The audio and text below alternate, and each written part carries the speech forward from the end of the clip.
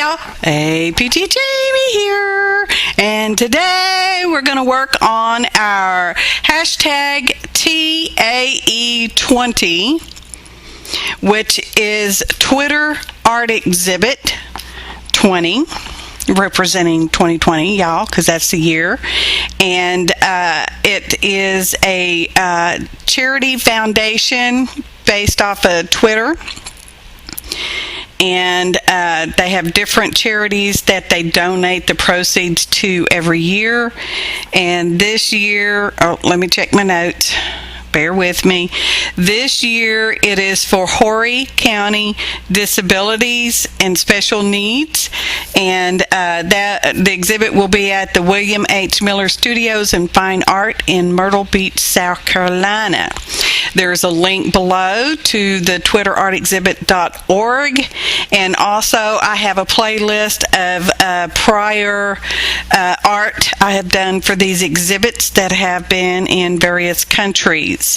So today we're doing a background, and y'all know this is one of my favorite ways to do a background lately. I know. A lot of heat gun in this one, y'all. A lot of heat gun. Okay, so I spritz my cardstock with distilled water because that's what I keep in all my bottles. And then I smear on the paint, and then I dry it. Be sure to dry both sides, y'all, front and back. And then I smear on some clear gesso. All right, just haphazardly, not all over the whole thing. Y'all saw that. And then I dry that. And then I put on a secondary color. And in this case, I mostly let it dry. And I'm holding down my piece of cardstock with that piece of paper towel, y'all, because if you stick your fingers on there and it's wet, it's going to stick to your fingers and lift up the different layers of your paper, and then you got a hole in your paper, and it's just messed up, y'all. And I'm using a baby wipe to dabble off some of that secondary color. Not all of it, just some of it. And I'm happy with that. So we're going to heat gun it some more, y'all. Okay, now y'all saw the thumbnail, so you know I put a face on here. And now I'm putting on more clear gesso, and I'm smearing more than what I did the first time. All right, how many times can you do this? I don't know, as many times as you want to do it. You can also, as long as you dry it, people, dry it. You can have cool colors and warm colors. Dry between the colors, y'all. Just saying. So now I'm putting on some vibrant magenta. Y'all know I like the magentas. And I'm just smearing it around. I spritz it with the water, of course. And I'm smearing it around, and I'm like, you know, I like how that kind of looks like that. Just like that. Need a little more. So I just smears that around, and I don't dabble this off. I'm being really careful with my fingers holding it down. I should have been using the paper towel, but I got lucky and didn't mess anything up, y'all. Now I am doing a full sheet of cardstock, which in the US is 8.5 by 11 inches.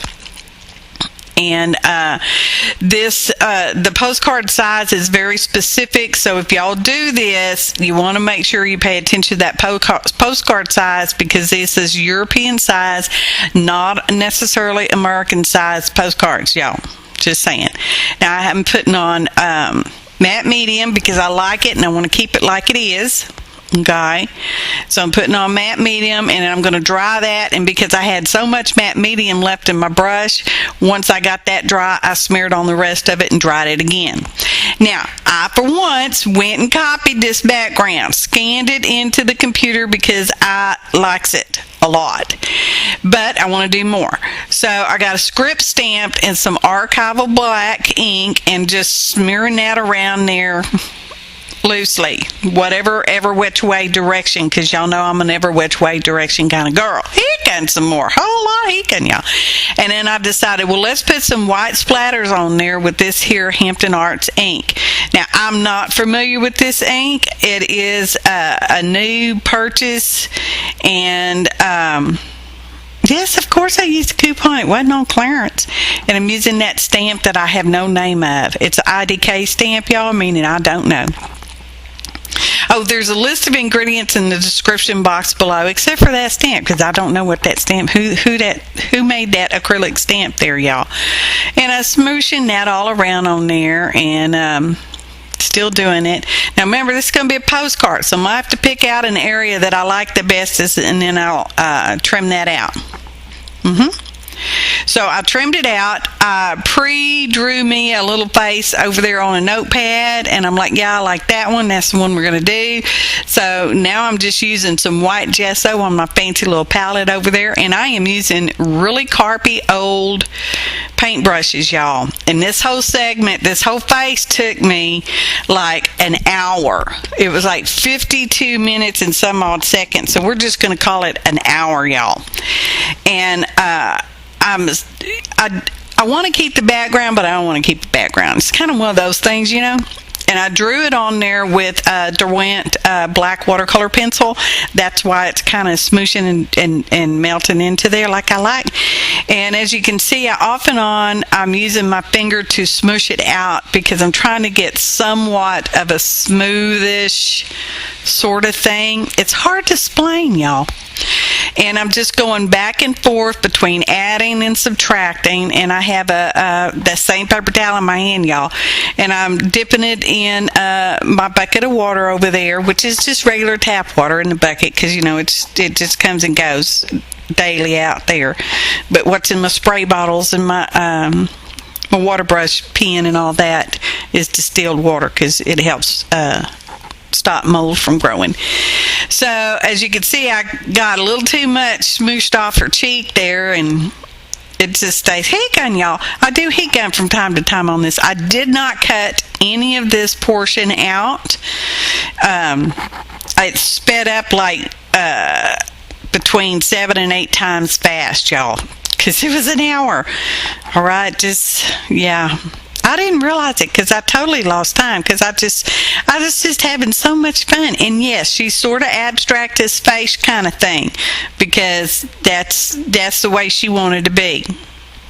You know, I can try to make them be the way I think they should be with the whole face, but she was like, nope, I'm just a whisper of a girl. And that's the title of this piece, Just a Whisper. And that is the European postcard size, which is 16 centimeters by 12 centimeters. And I'm very pleased with her. Oh, and I'm using the same fuchsia.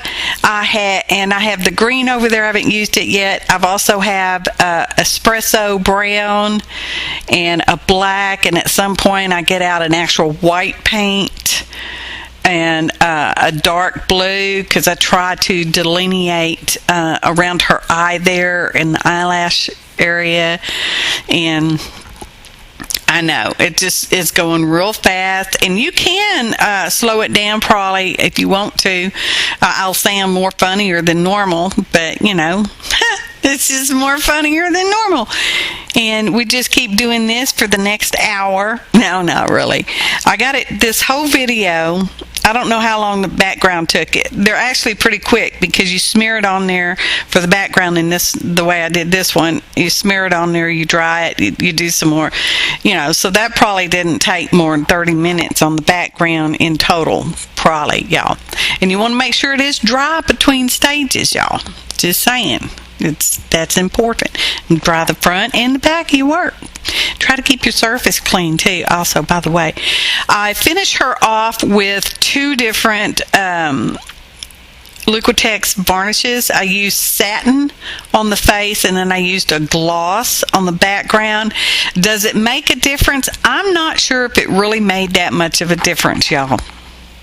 But that's the way I did it, because I wanted her just a little bit softer and not as hard as a shiny reflection can give you otherwise. Just, yeah. I'm more of a satin kind of a finish girl anyway, not so much high gloss, even though I know I appear high gloss to lots of people. And she has an ear, and yeah, she has an ear. And I am just using white gesso. This is not the white paint. I think the only place I put the white paint, well, I don't know. We'll have to wait and see, because I don't remember. I didn't do much of the white paint. It's just mostly white gesso, y'all. It kind of still gives you that somewhat translucent-y kind of thing. And that is more or less representative of hair. I'm extremely happy with her eyebrow, y'all. Oh, y'all see some close-ups when we get to the short photo montage. Just saying, in advance. It's not time yet. We still got 2 days to go before we get there.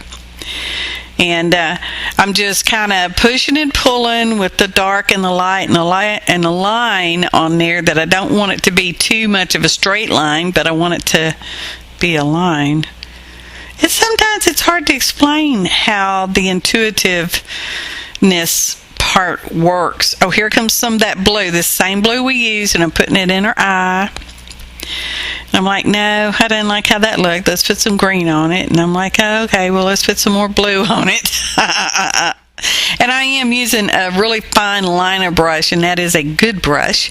The other brushes I were using were pretty carpy old brushes, and I used them pretty much in a scrubby sort of way. Yeah. So I'm pretty happy with that. We're going to heat cut her up a little bit. I don't know what we're going to do next.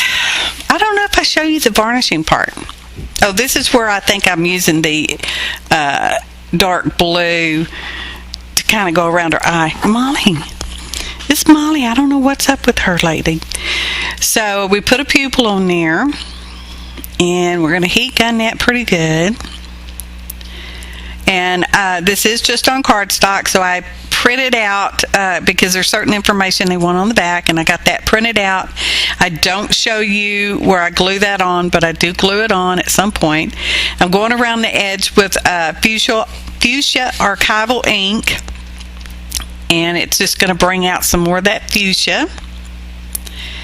And then I'm going to go around the outside with a black archival ink just on the very edges. It just really adds something when you do the double ink thing like that. And I'm heat drying it, y'all. Heat gun, y'all. Oh, the video is right about 13 minutes, so it's actually pretty quick. You know, I did pretty good getting it all cut down and stuff. So there we go. We're inking around the edge. Like I said, I'm not sure if I show you the varnish part. I don't remember that, if I showed you or not. But I do put satin across her face, and then I use a gloss on the actual background. And she's pretty much done.